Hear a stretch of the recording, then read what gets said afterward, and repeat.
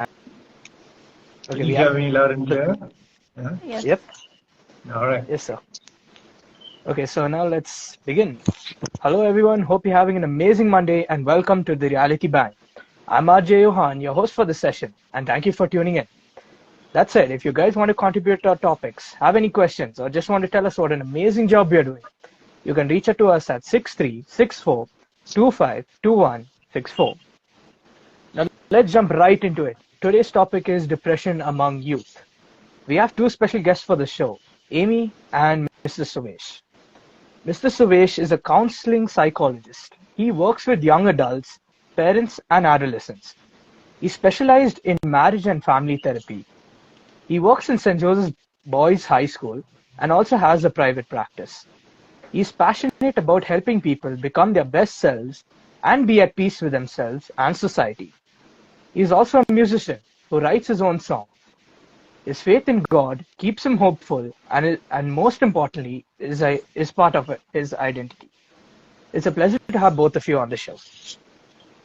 For this edition of the Reality Bang, Amy and I will be posing questions that were asked by the viewers of the show to Mr. Suvesh, and he'll be answering these questions. So the very first question is, I don't know what to do in anger. My reactions might be bad for the silliest of things, and I'll regret it later. So I need to know what should I do at that moment and how to handle it. All right. It's a valid question. Yeah. I'm sure something everyone can relate to. Anything you'd like to share, Amy, or do you want me to answer some perspectives? No, answer this. I think I asked something similar also last time. Right. There you go. So I think just to recap what we did last Monday, I think we spoke about how each one expresses their emotions. Amy got on to how jogging helps her, if I remember, is going to the park, expressing that emotion out there, taking it in nature. But I think just to answer that question, I think acknowledging the human side of it is most important. That everyone is created to feel that emotion, to feel anger, to get irritated. But I think there's a fine line in understanding whether you are irritated or you're angry.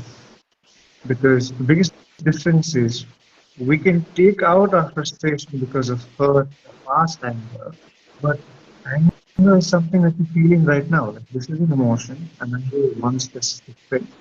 Irritation or displeasure, on the other hand, is a story that I usually share about this boss who yells at the man of the house, for instance, and he's gone out to work.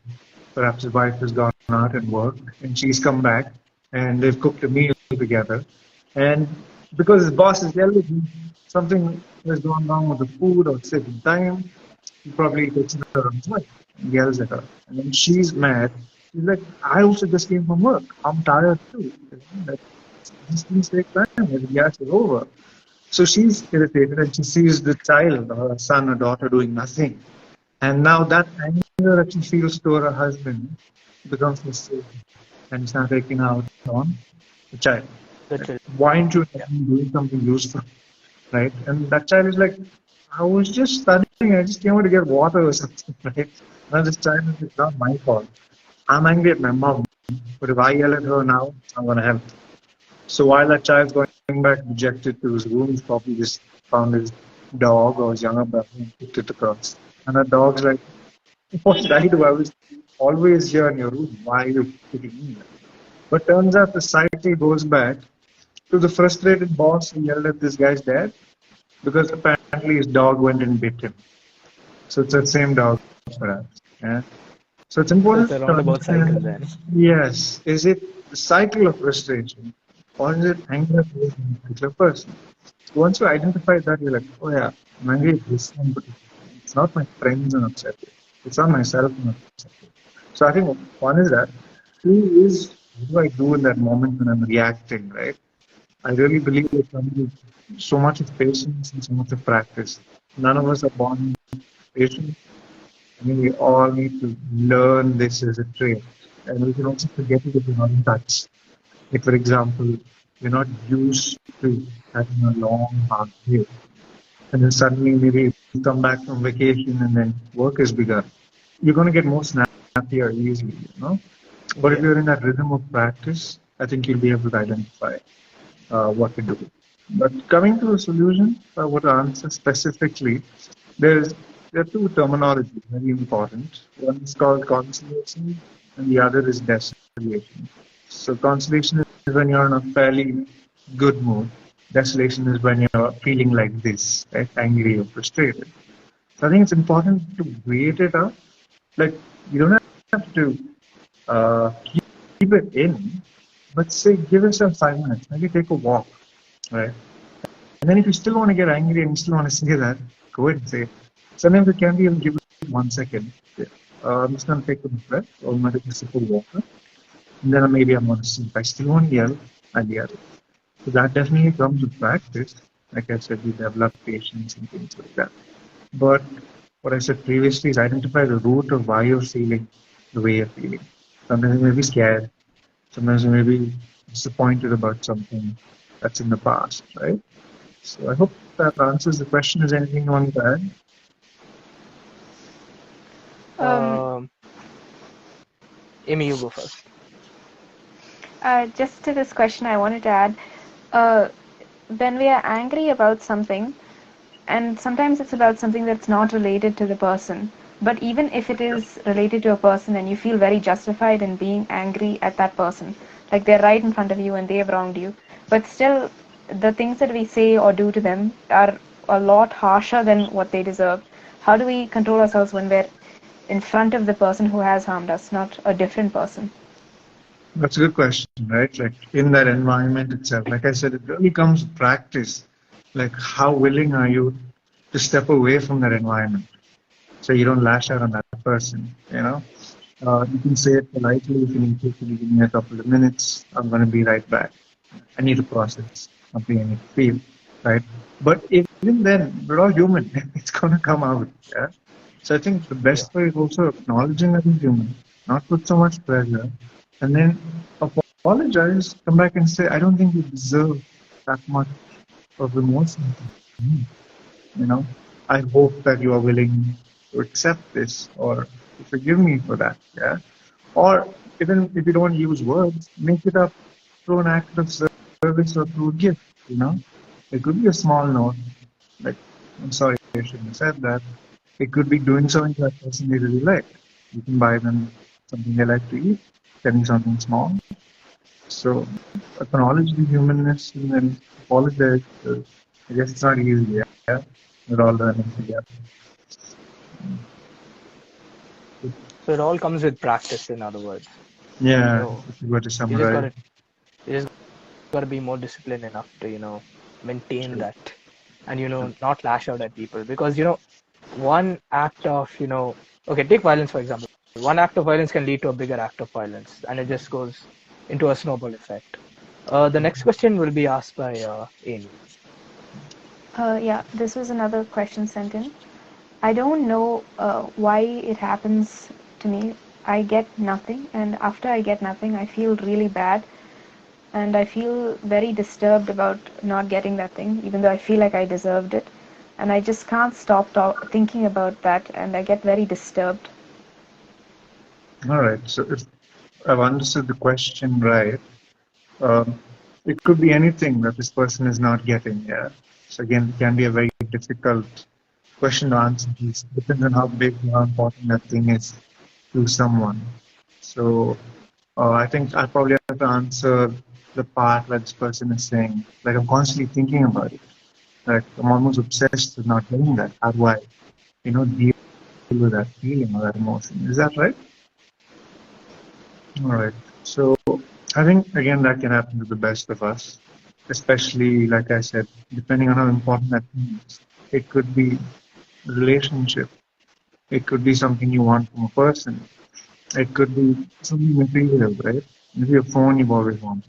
Maybe a class you wanted to take, a session you wanted to attend, so anything. But I think recognizing why that's important to you will be a huge answer in itself. How much of a priority is this thing for me? Now, let me say it could be something I want. Maybe I want an instrument. I want a guitar, right? And I want I'm so bad that I'll have to go play or perform somewhere or I'll have to record something.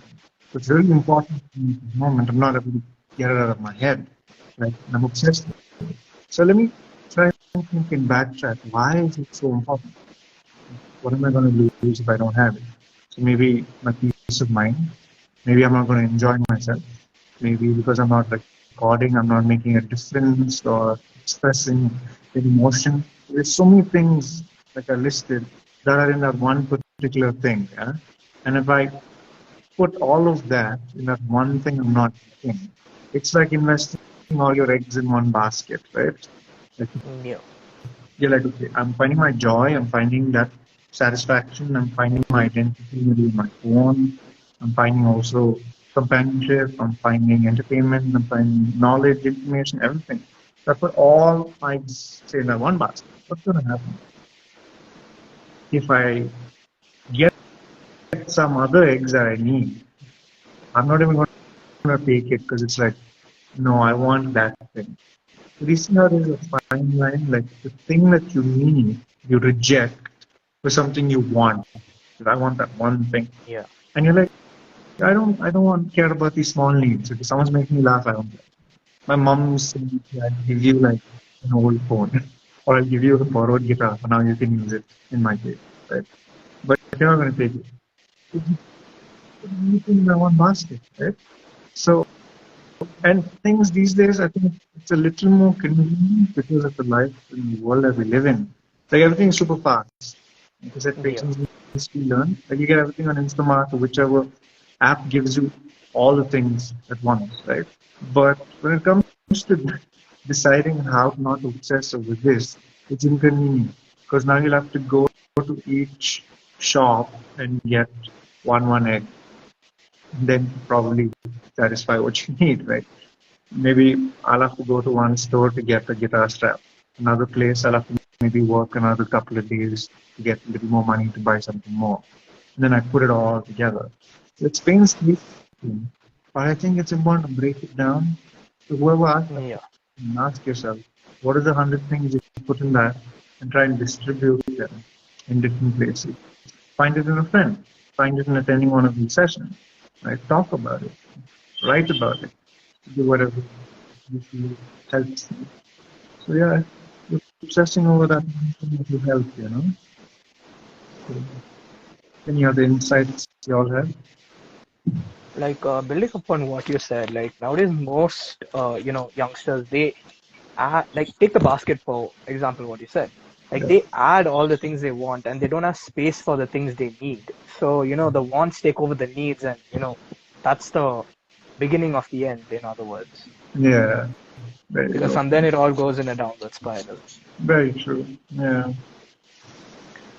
Which also brings me to this next question. Now, why does an inferiority complex make us feel more stressed and depressed? How to overcome this? Stressed and depressed. Yeah. I mean, Yeah, two words right there. Yeah. Self and the word esteem, which would also mean respect, regard, or love for oneself, right? So I think, again, let's break it down and see what are we losing. Again, if we don't have ourselves, then what is there to feel? Like nothing joyful, nothing good. It's just yeah, neutral, it is blah. So I think that's sense of self-esteem again to empathize with whoever asked the question. It's not easy. First, you want to acknowledge that to ask that question. Okay, this is how I'm feeling, and that itself is vulnerability, right? So if I were to theoretically explain it, like in order for someone to feel secure or have self-esteem, that sense of security is important. That sense of feeling accepted, loved, and belonged is also important. Now, if you don't feel safe, you're not going to put yourself out there, am I right? yeah, And how to feel safe? How can one feel secure in order to have a self-esteem? Ironically, it's by asking the question like this person just did. Listen, I feel stressed. I don't have self-esteem. Or people may defend themselves or lie to themselves and pretend to have a high self-esteem. Like, yeah, I'm good. Everything's fine. It's all right. But being vulnerable in the moment, I think that is what makes someone feel safe. Like, how do you know you can drive safely on a highway? By not driving? Yeah, sit at home. I want to drive on the highway. You're not going to feel safe. Maybe something's going to come and crash into you at home. Yeah, Or what, that day it's something may possible. happen while you're sitting and doing nothing. But I think it's a risk. Get on the highway, you know. It's that small risk. It doesn't have to be the biggest risk possible. And begin by asking the tough question. And once you start feeling safe, I believe that you start feeling accepted. That people around you are like, you know what, you're doing pretty well. You- You're you're like for who you are. You're not faking it anymore. And then when you acknowledge that and you see it yourself, because I know I'm good at something now after taking breaks, I can continue to do it. Like I think even physically when you're working out, like there Yeah, has to be a physical damage to your muscle, right? It tears, it fails. So your muscles are going to be weak before it gets strong. So I think building that will definitely help you feel more relaxed because you're like, why am I stressing out about this thing? Why am I feeling depressed? It's not as hard for me to do this thing I'm feeling underconfident about. I've done it before. So I'm not stressed, you know? It doesn't make me feel depressed.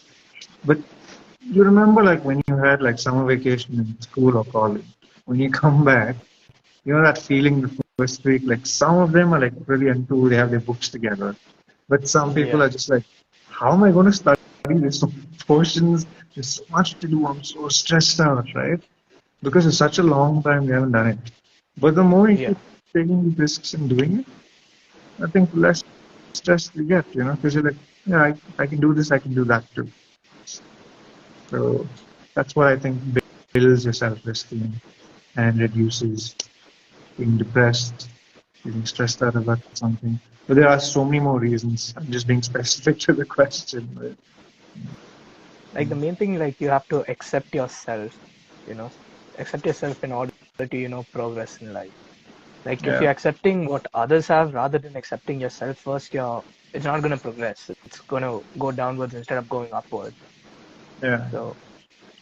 So the Also, next question will be, yeah, continue. just to Oh, Yes, complete sir. also easier said than done. Yeah, like to just okay, I'm gonna accept myself Yeah. today. Like I decide to just do it. But like I said, that acceptance comes with failure. Okay, Yeah, I that's failed, what. I've accepted it. It's not easy, but since I've been there, I'm a little more resilient, so I can do it again. It's that Yeah. experience. Sorry, go ahead. Of course, it's going to uh, take tiny steps, but the end goal is what we have to aim for, along with the tiny steps. The next question will be asked by. just before the next question, I just wanted to ask one more thing about the previous one. This inferiority complex, when it's your own feelings, it's somewhat easy to try to at least try to build yourself up. What if it's from an outside source? What if there is someone in your life, like someone who's constantly comparing you to someone else, and they are causing you a lot of stress, and they're not the sort of people you can walk away from. Like you have to be with them, and they are constantly putting you down, Mhm. making you feel like you are worthless. How do you deal with people like that? How do you build up your confidence when you are with those kind of people always? All right. I think we can take like 10,000 hours to explain this one particular question because I think we live in a world like that, right? And we don't get to choose the family we're born to. We don't get to choose our parents, what they are like, who we stay with sometimes. Like you said, what do you do when someone's constantly criticizing you? Even if you look at the language that we learn, like what's your mother tongue? Yohann and Amy. Mine, Mine is English. Yeah, and yours? English as well, but my parents speak Malayalam to me. All right. So when your parents are like super mad or super angry, which language do they yell in? Your mother tongue or the English itself? It depends. If they're Yeah, very angry, I both think come out. Malayalam. Malayalam and For they're me, it's really only angry, right? English. And For me, it's that's the only word English. that That is also a records thing. in our head because that becomes our mother tongue, right? But also when they're really mad, is it nice English or is it like nice English? What? language comes up. You get what I'm saying? The Because you fine constantly English. Just don't get confused for a second. I'm not talking about myself. I know this because the people who ask me these questions, I know them. I'm not talking about myself. absolutely not. But if you have like something so personal everyone can relate to, and it's amazing that I know you probably must have felt put on the spot right now, but it's just for like everyone to understand and feel, right? But coming back to the language that you hear, it becomes your mother tongue, right? It's not just the language you speak, it's the words that someone has told you. You're useless. You're not good enough. You're not going to make it in life. So when you're doing an exam, those words are going to ring in your head. I'm anyway useless. I'm not that great. And you start saying that to yourself. So when, like you said, Amy, that person is constantly criticizing you, you're going to believe everything that you've heard from that language. So the solution to that is to stop speaking that language. I will not repeat what they have told me. So I want you all to remember this one thing which I really like. I think it is Eleanor Roosevelt who said it. No one can make me feel inferior without my consent. Like, no one can make me feel inferior without my consent. If I allow them to speak to me like that, sure. If I'm not able to, I will reframe what they're telling me. You're not good enough.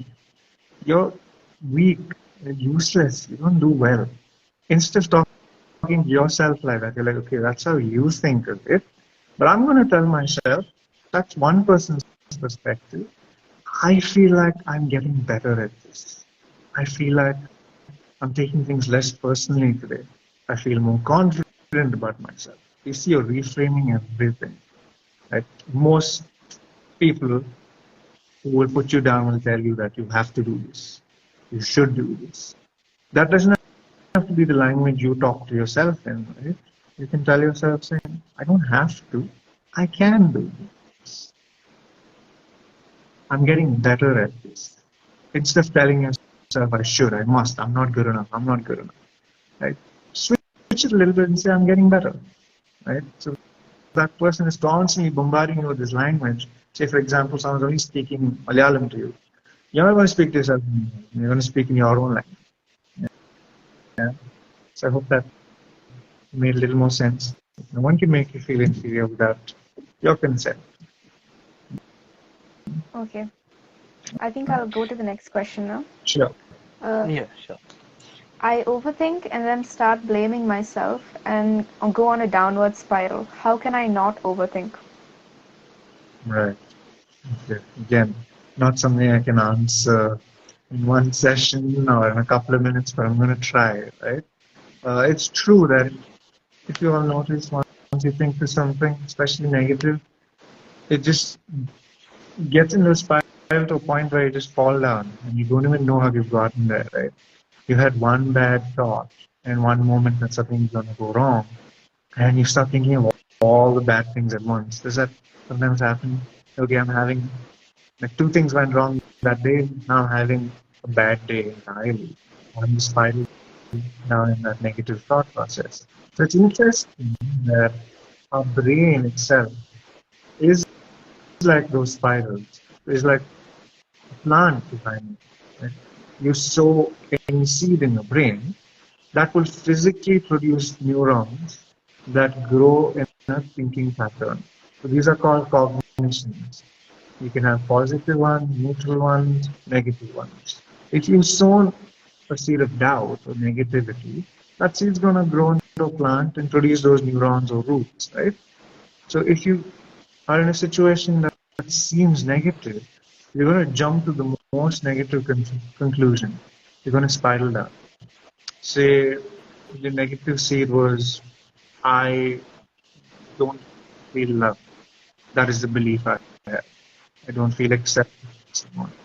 So if someone were look at you and not smile, you're going to immediately smile. I'm shocked. There's something wrong with me. I'm not good enough. You know, what I do like this it sucks. I didn't text that person. That's why they didn't smile at me. You know, they're not going to love me. I think I need to do something for them. So it just starts in a one thought and goes down because of that insecurity. So what do you do? How do you avoid yourself from spiraling down? Just go back and check what's the seed you planted. and again to reframe that. Okay, this happened then, but it may not be happening right now. I'm going to add some more seeds to this. Like, for example, since we're talking about plants, when there's a rose in the garden, more often than not, there's going to be weeds that grow around it, and it's going to take away all that nutrition that happens. So, in order to protect itself, the rose will have thorns and other things. But the temptation is to remove those negative thoughts, no? Like to not spiral down. You need to remove the weeds. Then you take it out from the root. But sometimes we can't do that with the brain, can we? We need to rewire it. So instead of removing the root, what you do is you nurture both. Now I'm having negative thoughts now. I'm also going to add some positive thoughts. I'm going to add some water. I'm going to add some fertilizer. I'm going to trim the thorns. I'm going to shape it better. I'm going to cut the leaves and prune it. Sprinkle some love and affection to myself. How do I do that? Man, I feel horrible today. I feel like I'm going to fail this exam. Or I feel like the early example, I'm not accepted. So I do remember that teacher said I did a good job today. I think that person likes me. I'm going to text this friend of mine and, remind myself how I feel when I'm talking with this person. Now there's a positive thought. So you just both are growing together. And once the roses come out and you have the good fruit that you want, then it's a lot more easier to remove the negative thoughts, right? You're not going to spiral immediately because now you have both. If you try and remove those negative thoughts, the spiral still continues. Because now you have no thoughts. Now you know what an empty brain does, right? It is neutral. You will draw on something. Yeah. That's a human being or an animal's nature. If I have nothing, if I'm feeling unsafe, I'm going to think of all the negative consequences to protect myself. If you're left out in the wild, okay, I need to build something because it might rain, right? Or I don't want to lose my friends, so I need to stay in touch. I'm thinking from a negative point of view. What if I lose something? Why not think, what if I gain something too? Add that to the mix. So, yeah, not a spiral. Adding the positive. These negative thoughts are automatic. These positive ones are very intentional. Like you practice your mind to do it. You keep feeding yourself, but you get better at not spiraling. So that's that. That was really a very well thought piece of advice because I was still thinking about it. I was processing everything when you were saying it. Right. Which brings me to the next question. Now, can someone who has overcome depression get depression again? Sure. I mean, again, coming back to depression, no one can really use that term loosely because there are different kinds, right? There's clinical depression. There's depression when one goes through loss or grief. There's depression because of the previous question that we answered, a negative thinking pattern, you spiral, you get into that depressive mood, right? So it depends on what it is. And when it comes to the clinical point of view, I'm no doctor to explain, but there can be relapse when there's an imbalance in mood, right? So it can be physically, to some extent it can be also because of certain past triggers, right? Suppose you feel something and there's a trauma that's come back again. It can scare you. It can make you feel wounded and hurt. And those who go through loss and go through depression then, apparently it just gets better around you. It's not something that you will stop grieving, right? When you lose someone, something, you still think of them. When you've lost something in the past, it's just that the way you feel it, the intensity perhaps changes. It sometimes comes in waves, right? So how do you know if the depression is really gone? Right? And sometimes people may coin it as something negative or bad. But I guess true depression is why we recognize our own resilience. Again, I would love correction if I'm wrong, right? But in that phase is where we learn gratitude. When we have good times, like, I was back down in the valley and now I'm climbing up a mountain, I feel great. I feel like free for some reason. I see everything more clearly. Who's to say there's no valley after that mountain? So it could be circumstantial, it could be even in your own thinking. I can think positively for a while, and then dip back into negative thoughts. That can happen. So it depends on what level, if that makes sense. Clinically, are you diagnosed? Are you going through loss? So one session won't be enough to, I think, cover all of that. But yeah, I think it's important to hope and stay strong and not focus on what if the depression comes again, but rather than that, to remember that, you know what, I'm stronger than I was before. I have more resources and people who love me. I'm not going to stay down like that valley for a long time. I'm going to bounce back because my muscles are strong now. You know, I'm more positive now. In fact, I might even enjoy that ride. And maybe I'll find my friends who are down there and bring them up with me, right? Who knows? Yeah, just to add some hope into that question. Yeah. Now for our closing statements. Sir, do you want to give any final thoughts All about right, the how whole much time two do sessions we we have? have? Sure. How Uh, much time do we we have? have time. We have We time. have We have time. time. All right. This is something I'm going to share tomorrow in another session. So it'll be like good practice for me, I'm sure. But I know it got a little personal with Amy in between. She's like, no, no, I'm talking about me. But we all have 5 family members in our head, I believe. And if you study it, it comes under a theory called transactional analysis by Eric Byrne. And he talks about ego states. We all have an ego or a sense in our mind. You can even call them voices in your head, right? So these 5 family members are very distinct. Like if you look at your own family, you would identify a little more than you would identify yourself. So the first family member, if I were to name him, just to summarize, would be a critical parent, which is that thought we were talking about earlier in the session. The critical parent will probably say, you cannot do this. You're anyway going to fail. Like, why try it? I mean, I know you did the session or whatever today, you came and attended, but you could have done that better. Or the typical statement, fine, you got 99. What happened to that 1 mark? Like, 1 mark, right? So criticizing every detail. You sang so well. No, that will not even come out, right? You would have sounded perfect if you did this. So that's the critical voice. It's also negative to a point where there's so much burden, where the voice says you have to do this, you should do this, you have to work hard only in life. And when you keep talking to yourself like that, oh, that's the loudest family member, what happens is there's another family member that now starts to rebel. Most teenagers at home, maybe. So that same voice is now challenged a family member, which is called the rebellious child. So now this rebellious child comes up and says, you're telling me I have to try hard, I've been trying hard, I've been doing this. Now I'm not going to do anything. Anyway, I suck at this. Anyway, I got 99, I'm not getting it 100. So why study at all? Right? Anyway, no one's appreciating what I'm going through. Anyway, I put so much burden on myself. Let me, I don't know, being depressed, let me overeat today. Right? You've been putting so much pressure on me to exercise every day. The typical parent saying you have to work out, you have to be thin, you have to put on weight. Now the rebellious child is like, you've been telling me I have to. I purposely now do the opposite. I'm going to overeat. I'm full. I'm going to eat some more. Or you've been punishing me so much. No. So let me not eat it all then.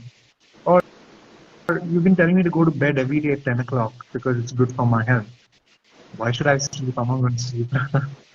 Or maybe I'll overdo it. I'll sleep all day. Yeah. So that's the rebellious child that comes in to this negative thinking pattern. So to summarize the family, there's a third family member, which is the opposite of the critical. If you look at your own household, sometimes one family member is a little more nicer. That's called the nurturing parent.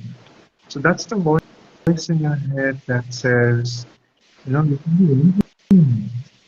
You're amazing. Like, you look beautiful. You talk extremely well. There's no criticism at all.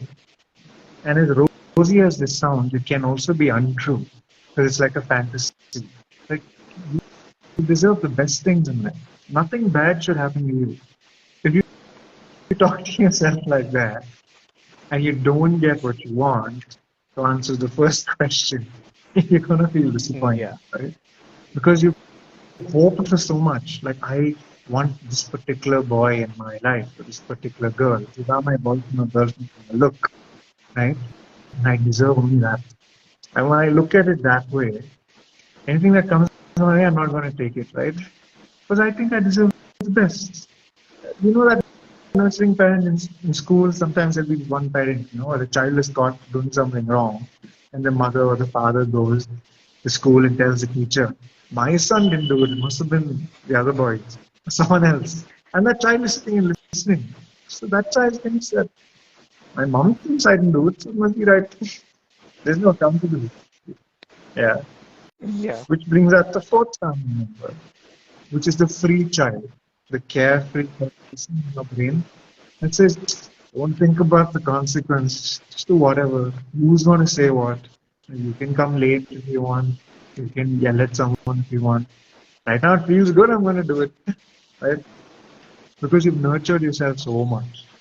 So when this battle keeps happening, you see how we go from like negativity to positivity to hopelessness to feeling hopeful.